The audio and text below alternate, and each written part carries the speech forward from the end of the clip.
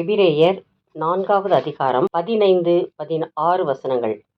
நம்முடைய பலவீனங்களை குறித்து பரிதபிக்கக்கூடாத பிரதான ஆசாரியர் நமக்கிராமல், எல்லா விதத்திலும் நம்மை போல் சோதிக்கப்பட்டும் பாவமில்லாதவராயிருக்கிற பிரதான ஆசாரியரே நமக்கு இருக்கிறார்.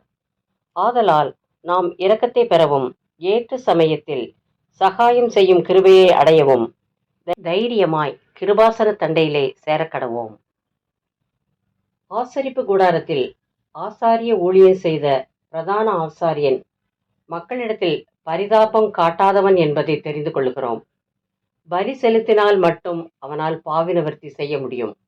ஆனால் புதிய ஏற்பாட்டில் நமக்காக பரிதபிக்கக்கூடியவரும் நம்மிடத்தில் இரக்கத்தை காட்டவும் ஏற்ற காலத்தில் நமக்கு கிருபை அளிக்கக்கூடிய பிரதான ஆசாரியராக இயேசு இருக்கிறார். மனிதர்கள் நம்மை மறந்து விடலாம், ஆனால் இயேசு ஒருபோதும் நம்மை மறப்பதில்லை.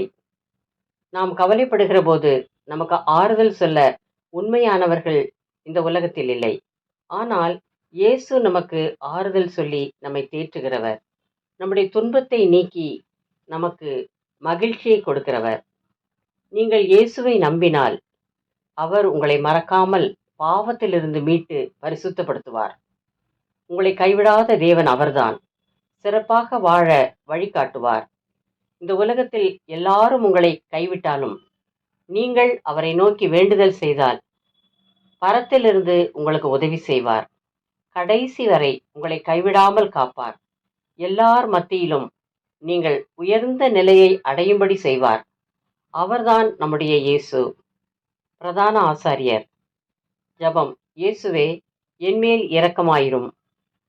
கிருபை அளித்து என்னை கைவிடாமல் காத்துக்கொள்ளும். ஆசீர்வதியும்.